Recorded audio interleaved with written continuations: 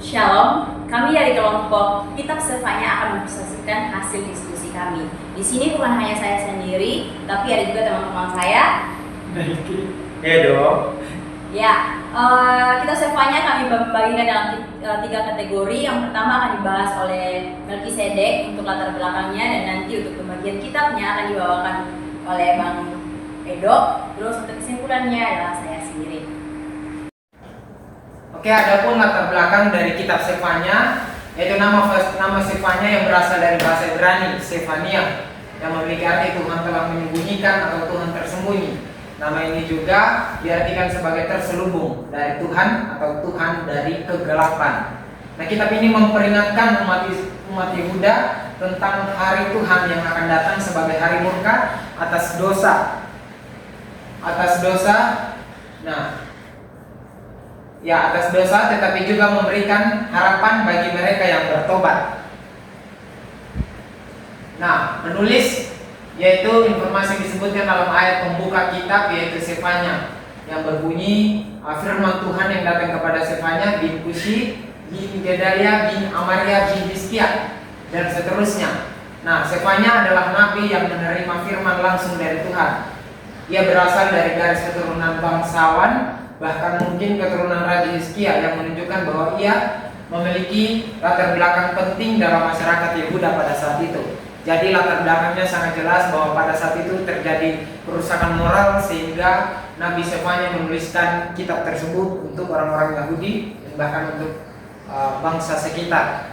Nah, pada masa awal pemerintahan Raja Yosia sekitar tahun 640 sampai 620 sebelum Masehi, sebelum terjadinya reformasi keagamaan yang dipimpin oleh Raja Yosia, kondisi Yehuda yang masih penuh penyembahan berhala, terus yang digambarkan dalam pasal 1, terus tidak adanya penyebutan tentang perubahan atau pemulihan rohani. Jadi intinya adalah terjadi kerusakan moral dan terjadinya penyimpangan daripada Tuhan pada saat itu. Nah, adapun tujuan penulisannya adalah memperingatkan tentang hari Tuhan yang penuh murka. Nah, Sefanya menulis untuk memperingatkan Yehuda bahwa hari Tuhan akan segera datang penuh dengan kengerian dan kehancuran. Itu terdapat di Sefanya 1 ayat 14-15, menjelaskan bahwa di situ akan terjadi hari di mana murka Tuhan menimpa akan bangsa Israel. Terus yang kedua, mengajak umat bertobat untuk mencari Tuhan dalam Sefanya 2 ayat 3. Jadi artinya bahwa ada suatu peringatan supaya bangsa Yehuda atau bangsa sekitar lainnya itu diperingatkan untuk bisa bertobat sebelum penghukuman itu terjadi.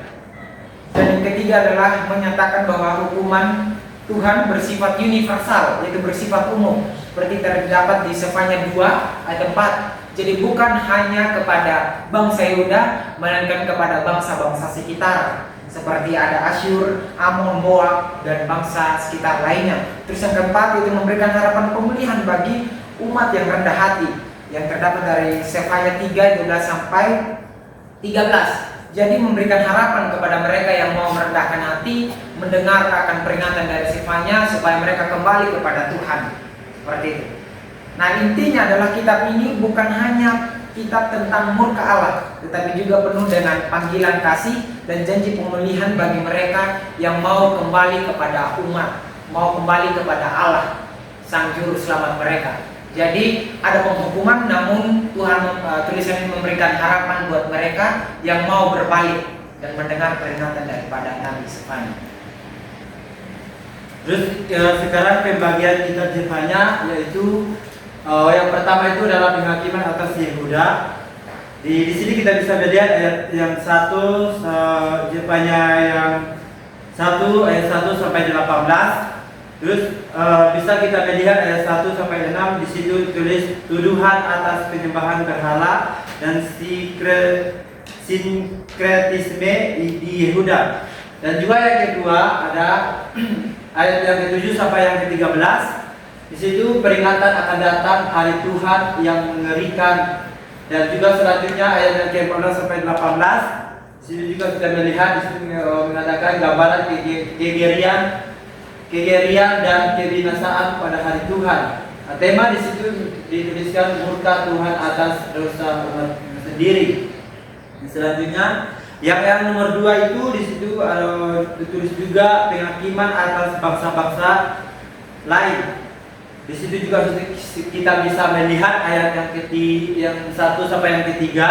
Di situ juga mengatakan ajakan untuk bertobat sebelum hari Tuhan tiba. Dan ayat yang selanjutnya di situ ada ayat yang 14 sampai yang ke-7. Di situ juga kita bisa melihat di situ mengatakan hukuman atas bangsa Filistin.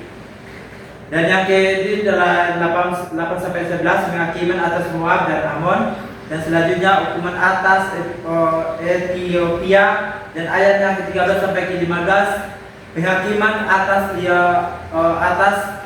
Asyur dan Niniwe. Dan tema yang ditulis di situ, Tuhan adalah hakim atas seluruh dunia, bukan hanya Yehuda. Dan yang ketiga, di situ juga menuliskan penghakiman atas Yehuda dan Yerusalem dan janji pemulihan Zefanya ayat 3 ayat 1 sampai ayat 20.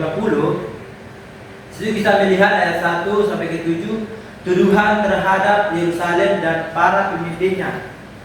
Dan ayat yang ke-8 hari penghakiman Tuhan bagi seluruh bumi. Ayat yang ke-9 sampai ke-13 pemurnian dan keselamatan bagi umat yang rendah hati. Dan ayat yang 14 sampai ke-20 penghiburan dan janji pemulihan penuh sukacita bagi Sion. Tema yang ditulis di situ dari penghakiman menuju harapan dari pemulihan.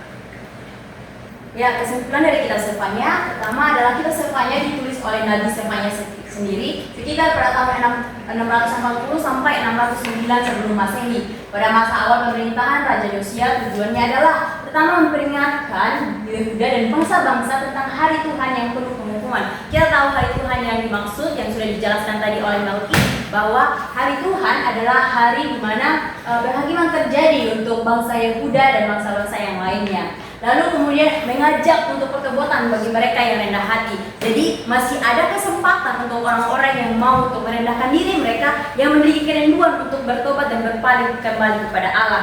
Lalu kemudian memberi harapan pemulihan bagi umat yang setia. Seperti tadi untuk umat-umat yang setia, yang masih mau untuk bertobat dan mengikuti apa yang menjadi perintah Allah, mereka masih mempunyai harapan daripada Tuhan.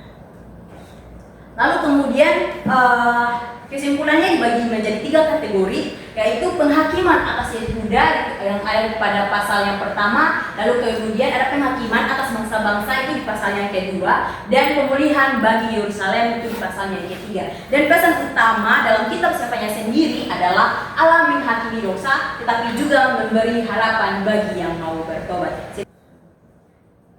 Sekian dari kelompok kami, Tuhan Yesus memberkati. Shalom.